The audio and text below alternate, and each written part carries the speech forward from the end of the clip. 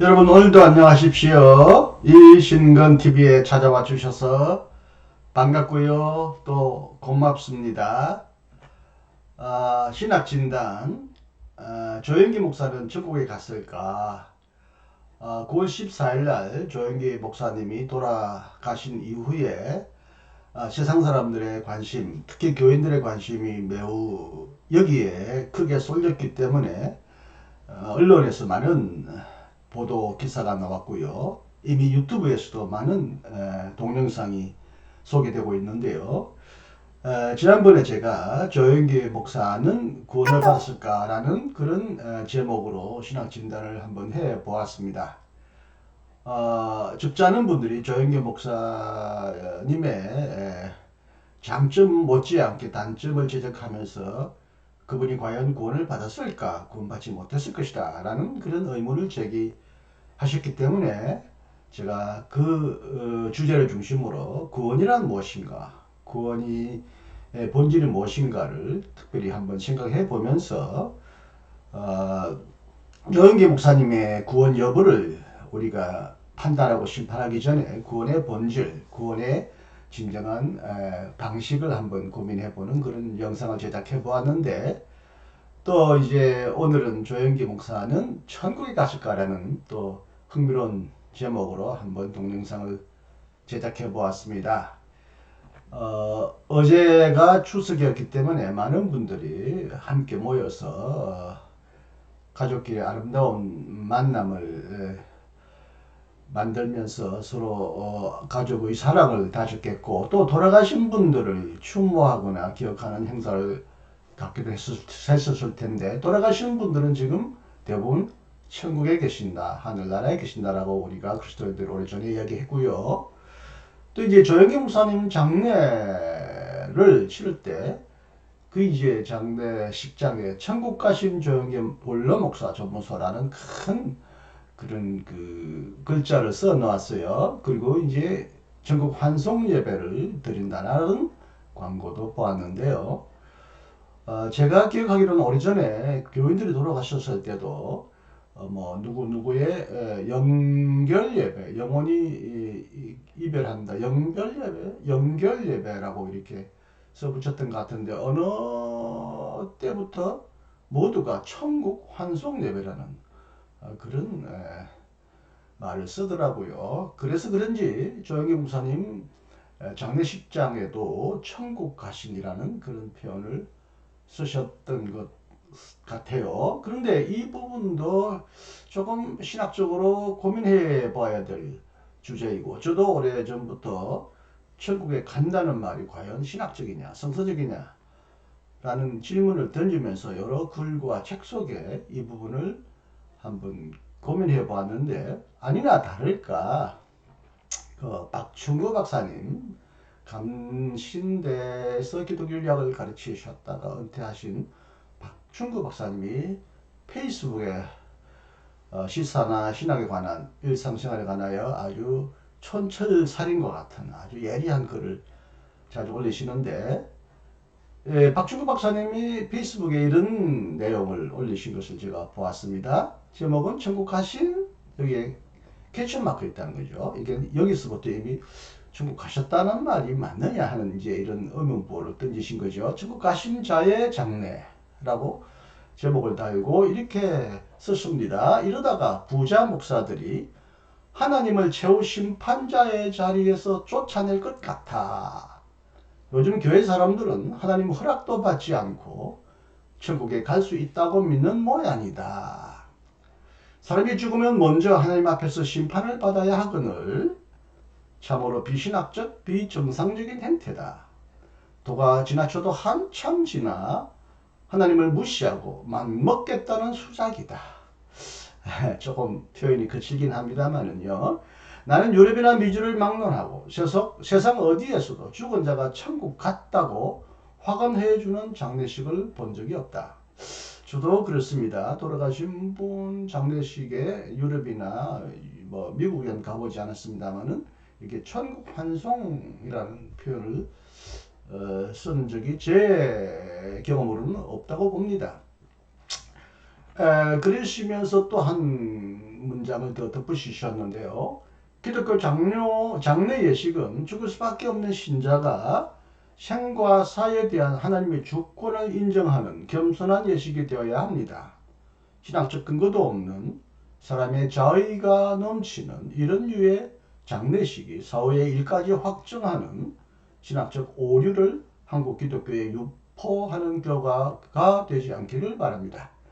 기독교 전통 중에 하나는 죽어가는 자가 하나님의 자비와 긍휼을 구해야 할 죄인이라는 인식이 전제되어 있는 것이었지요. 그 천국 가나 안 가느냐 하는 최후 결정은 하나님의 주권에 달려 있고 우리는 오직 죄인으로서 하나님 앞에 자비를 구해야 할 텐데 돌아가신 분이 천국 갔다고 우리가 확정하는 것은 신학적 오류라는 거죠. 이에 대하여 양인성이라는 분이 이런 댓글을 다셨더라고요. 허락을 맞지 않고 이 댓글을 인용해서 죄송하고요. 양해해 주시기를 바랍니다. 돌아가신 분한테 너무 까칠하시네요. 신자가 죽으면 보통 천국 가셨다고 하지 않나요? 그렇죠. 지금까지 대부분 그렇게 말해왔죠. 한평생 살면서 허물없는 사람은 없습니다. 조영기 목사는 큰일, 좋은 일도 많이 하셨습니다. 우리는 누구나 행위로는 부족하지만 믿음으로 어렵다 칭해 주시는 하나님의 은혜로 천국에 가는 것입니다. 이 박준구 박사님의 비판의 핵심은 이 땅에 많은 죄를 지은 사람이 어떻게 천국에 간다고 확신할 수 있느냐라는 말에 대하여 우리가 행위로 하나님 앞에 어렵다 함을 받지 않기 때문에 믿음으로 어렵다고 해주시는 은혜로 우리가 천국에 대한 선물을 천국에 입성하지 않겠느냐라고 반론을 제기하신 것이죠. 그러나 이제 박준호 박사님은 천국 입성 여부는 우리의 판단에 달려있지 않고 심판자이신 하나님의 판단에 달려있기 때문에 우리는 오직 자비와 긍휼을 구할 뿐이라 이런 자세로 고인을 보내야 되고 살아있는 분도 그렇게 말해야 하는데 죽어보지도 않고 가보지도 않고 돌아가신 분이 무조건 천국 갔다고 말하는 게 올바르냐 하는 반론을 제기하셨죠. 사실 돌아가신 분, 특히 그리스도인이 돌아가게 되면 사후에 어떤 상태로 존재하는가에 대해서는 2000년 기독교 역사 신학에서 다양한 의견이 제시되었습니다. 고대에는 특히 이제 헬라 철학의 영향을 받은 사람들, 가장 대표적인 플라톤은 영혼 불멸설을 주장했죠. 이미 영혼이 태어나기 전부터 우리 선재하고 태어나면서 영혼이 육체 안에 들어왔다가 육체가 썩고 죽으면 또 영혼이 불멸하는 상태로 영혼이 산다는 것이 플라톤주의입니다. 이런 이율로는 기독교와 결코 조화될 수 없지만 서서히 기독교 신앙 안으로 들어와서 마치 영혼 불멸설이 기독교 신학인 것처럼 지금도 주장하는 분들이 적지 않습니다.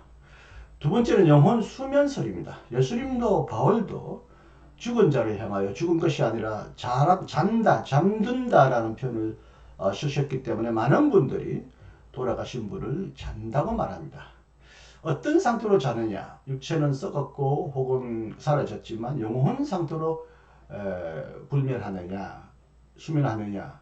칼뱅은 분명히 플라톤과 아고스티누스의 전통에 따라 영혼 불멸에 따라서 영혼이 수면의 상태에 들어간다고 보았던 것 같습니다만 모든 사람들이 다 영혼 상태로 사후에 잠잠다고 믿었던 것은 아닙니다만 그러나 육체는 분명히 이 땅에 썩거나 사라지면서도 죽지 않고 사라지지 않고 수면한다면 그것은 영혼의 상태라고 많은 분들은 그렇게 이해하면서 영혼 수면설로 사후의 상태를 설명하는 분들이 적잖게 생겼습니다.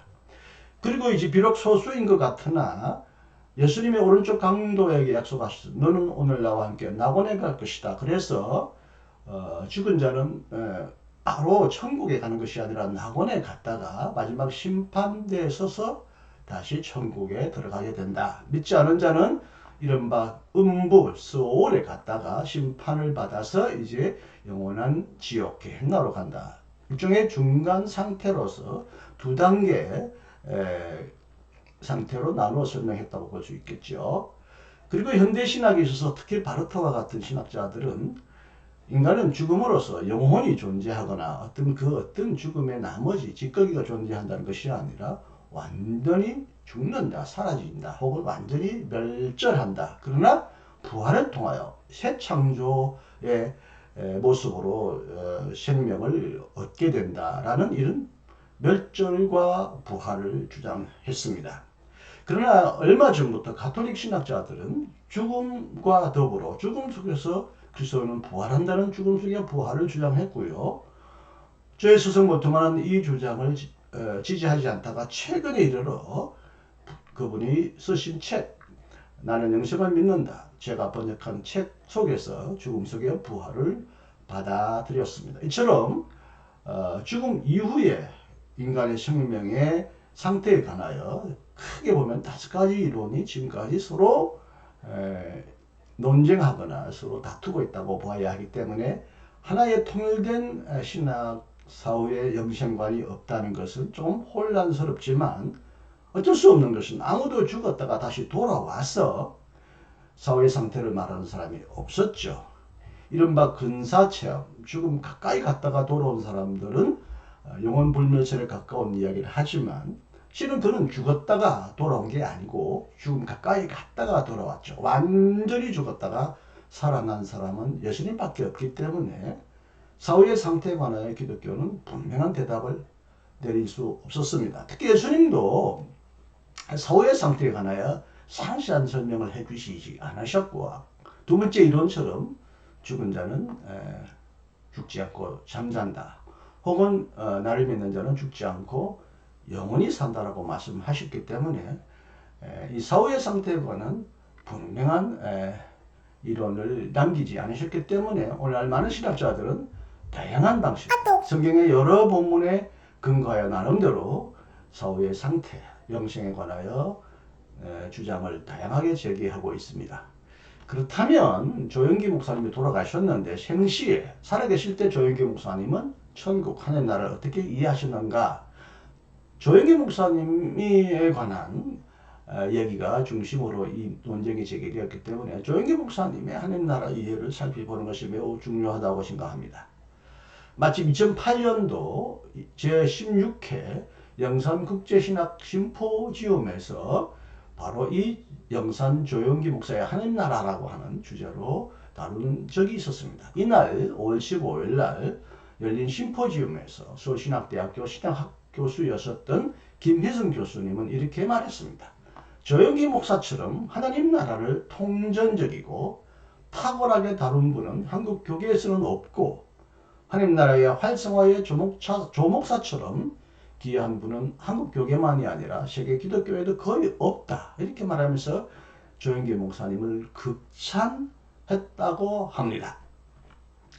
김일성 교수는 조영기 목사가 설교 등에서 교회를 이 땅에 심은 하늘나라, 천국의 지점 등으로 표현한 것을 예를 들며 이 땅에 정착된 하나님 나라를 교회와 동일시한다는 점에 주목했습니다. 그리고 조영기 목사는 천국의 특성을 오중복음, 삼중축복으로 연결시킨다고 평가하고 천국의 확정을 성령 충만을 통한 전도와 연결시킨다고 말했습니다. 오중복음, 중생, 성결신유, 재림, 축복이네요. 삼중축복은 몸과 영혼이 잘된 것 같이 너희가 범사에 잘 되기를 바란다는 조영기 목사의 삼박자 축복, 이것이 천국의 특성과 연결된다고 말하는 거죠. 이렇게 조영기 목사가 구원의 역사 전체를 하나님 나라의 사성으로 꿰뚫어 하나님 나라가 성경 전체의 중심 주제임을 분명히 하였다고 김혜성 교수는 정리 설명했습니다. 그리고 영산신학연구소 소장이시고 한세대학교 교수였던 김판호 교수는 조 목사의 설교를 인용하여 이렇게 말합니다. 영산 조영기 목사는 이 땅에서의 현재적인 하나님 나라를 교회로 해석하고 있다고 말했다. 이 해석은 역시 김일성 교수의 해석과 일치합니다. 하나님 나라가 곧 교회 안에서 이루어지고 있다. 교회가 하나님 나라다. 김 교수는 영산은 교회를 하나님 나라이며 하나님 나라에는 회복이 있고 축복이 있으므로 현재 교회에서 그 복을 누리는 것을 당연하다고 말한다라고 덧붙였습니다.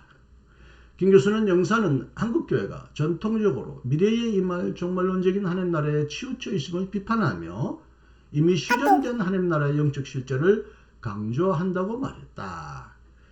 즉 한국의 목회적 상황 속에서 그는 조영기 목사는 현재적 하나님 나라와 미래적 하나님 나라에 대한 균형 있는 인식 전환을 위해 현재적 하나님 나라의 임재를 강조하고 있다는 것이다.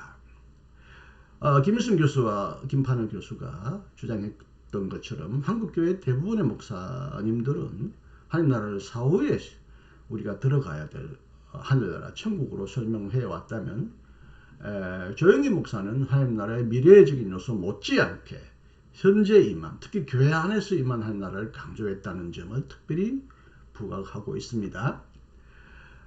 조영기 목사가 미래적인 하나님 나라를 당연히 기대하고 인정하고 열망했겠지만 그 누구보다도 더 강렬하게 열렬하게 현재적인 하나님 나라를 설교함으로써 현세에서 이 땅에서 그리스도인이 마땅히 누려야 하고 누릴 수 있는 축복, 오중 축복을 힘차게 주장했다고 보입니다. 그렇다면 조영기 목사가 죽어서 천국에 갔다.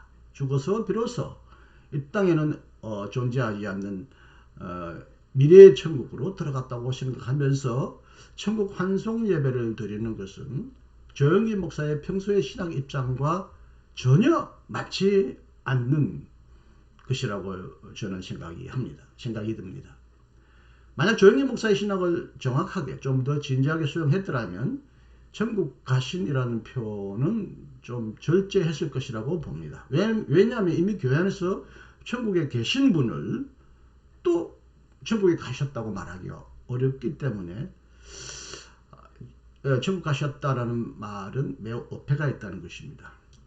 많은 분들은 뭐 가는 거나 오는 거나 뭐가 중요하냐, 신학자들은 쓸데없이 이렇게 문자 가지고 그렇게 트집을 잡느냐, 뭐 저를 비롯해 많은 신학자들이 성서 문자주의를 비판하는데 뭐 문자가 중요하냐, 그 핵심이 중요하지 않느냐, 그분은 이미 천국에 계시다, 천국으로 가셨다고 말하면 어떠냐, 이렇게 반문하는 분이 있을 겁니다. 여러분, 성경을 전체를 모든 것을 창세기나 요한계시록이나 비유나 예언서나 뭐 지혜문학 모든 것들을 다 문자 그대로 해석하는 것은 분명히 잘못입니다. 그러나 성경 안에는 반드시 문자적으로 이해해야 될 부분도 있습니다. 예수님이 천국에 가셨다고 말하지 않았다면 우리는 갔다고 말하지 않아야 합니다. 예수님은 천국이 우리에게 임했다, 왔다라고 말했지 한 번도 천국에 갔다라고 예수님은 말씀하신 적이 없습니다. 천국이 온다, 왔다, 그래서 우리는 그 천국에 들어간다는 표현은 쓰셨지만 천국에 간다라는 표현은 예수님의 말씀에서 전혀 찾아볼 수가 없습니다. 나중에 요한이 100년쯤 되어서 내 아버지 집에는 거할 것이 많다, 너희를 데려가겠다라고 말한 이 문구는 결코 이런 식으로 예수님이 말씀하신 하나님 나라 신학과 동등하게 표현할 수 없다고 봅니다. 자본에 그렇다면 조영기 목사님이 평소 교회 안에서 하나님 나라가 이루어졌고 이 땅에서도 하나님 나라에 맛볼 수 있다고 한다면 죽어서 하나님 나라에 갔다라고 하는 표현은 매우 어폐가 있기 때문에 이렇게 표현하는 것이 더 옳습니다. 조영기 목사님, 천국 가신 조영기 목사님을 위한 뭐 조문이 아니라 조영기 목사님을 위해 천국을 기원하는 예배다, 뭐 기원하는 그런 조문소다라고 하는 것이 어떨까요? 결국 이것도 천국에 가시기를 기원했다는 말이 아니라 아래와 같은 표현을 보면 이렇게 말할 수 있습니다. 여기서 조영기 목사님이 누리셨던 천국의 축복을 거기서는 더 풍성히 누리기를 원합니다. 여기서는 천국을 누리지 못하다가 죽어서 천국에 가셔서 천국을 누리시는 것이 아니라 여기서도 천국을 누리셨던 목사님이 거기서도 천국을 누리소서라고 기원하거나 또 달리 표현하여 여기서 조영기 목사님에게 임했던, 조영기 목사님에게 왔던, 조영기 목사님에게 다가왔던 천국이 거기서도 임하기를 기원합니다 라고 하는 표현을 썼으면 더 좋았겠다. 저는 그렇게 생각합니다. 하나님 나라는 오는 것이지 우리가 가는 것이 아니라는 것. 하나님 나라는 하나님의 주도권에 의하여 하나님의 은혜에 의하여 우리에게 다가오는 것이지 우리가 우리의 노력으로 우리의 공로로 설령 우리의 믿음으로도 가는 것이 아니라는 것. 이것이 예수님의 하나님 나라 이해의 가장 핵심적인 알갱이입니다. 우리가 죽으면 어떤 내세에 간다, 사후의 세계에 간다라고 말함으로써 자연히 천국에도 간다라고 표현하는데 우리가 죽으면 거기서도 하나님 나라가 거기에 우리에게 선물로 다가온다. 하나님 나라가 거기에도 가까이 임한다. 멀리 배든 하늘나라. 이 땅에서도 날로 가까이 임하고 죽어서도 하나님 나라가 더 가까이 우리에게 다가온다. 하나님 나라는 철저히 하나님의 은혜의 선물이라는 걸. 비록 죄인이지만 하나님의 자비와 은혜로 우리가 거저 받는 하나님의 크신 축복의 선물이라는 것을 생각할 때 다시는 살아서나 죽어서나 그리스도인은 하나님 나라에 간다는 표현을 쓰지 않기를 저는 촉구합니다. 이 땅에서 하나님 나라가 임했다면 그것이 또 하나님 나라가 임했을 것이고 또 임했기를 기원하지만 우리가 하나님 나라를 주는 사람이 아니니까 마치 우리의 주도권에 따라 우리의 판단에 따라 누구에게 하나님 나라를 주거나 뺏거나 하는 것처럼 우리가 하나님의 자리에 앉을 필요는 없다. 앉아서는 안 되겠다. 이 점을 박충구 목사님은 지적하신 것 같습니다. 고인이 두 번째 하나님 나라 혹은 이 땅에서의 하나님 나라뿐만 아니라 그곳에서의 하나님 나라에 영접받거나 그분에게도 하나님 나라가 임하기를 기도하는 것 혹은 그렇게 확신하는 것은 좋으나 최종적인 판단, 심판은 하나님에게 맡기고 우리는 주여 우리를 불쌍히 여기소서. 이 땅에서 모든 노고를 거치고 수많은 아름다운 일과 더불어 또 많은 허물도 많은 그분을 주님 믿음으로 사람으로 영접하시거나 그분에게도 하나님 나라가 허락되게 하소서. 그분에게도 하나님 나라가 임하게 하소서. 이렇게 기원하는 것이 훨씬 더 성사적이고 복음적이고 신학적이다. 저도 그렇게 생각을 해봅니다. 이렇게 설명해도 너무나 오래도록 우리가 하늘나라에 간다, 하늘나라에 갔다라는 표현을 썼기 때문에 하늘나라가 임한다는 표현보다는 하늘나라에 간다는 말이 훨씬 더 친숙하기 때문에 제 말이 그 말이 아니냐, 말꼬리 잡는 거 아니냐라고 또 반론을 제기하면서 의아해하시는 분이 있을 수 있겠습니다. 그래서 좀 더 하늘나라에 관하여 더 자세히 알고 싶어 하시는 분은 제가 이 유튜브에 올렸던 유신근 교수의 조신학 강의 제15장의 하나님의 나라라는 이 동영상을 한번 입은 김에 더 한번 살펴보시고 공부해 보시기를 바랍니다. 조영기 목사가 천국에 갔을까라고 하는 질문은 조영기 목사에게 죽어서도 천국이 임했을까라는 질문으로 바꾸는 것이 적절하다. 천국에 갔다 안 갔다 우리가 판단하자는 것이 아니라 우리 그리스도인의 어법에서 그리고 우리 그리스도인의 겸손한 태도에서 주여 그에게도 하는 나라가 이 땅에서와 같이 죽어서도 임하게 하소서라고 하는 그런 태도로 고인을 보내드리는 것이 더 적절하다라는 저의 확신에 따라서 오늘 이 동영상을 또한 제작해 보았습니다.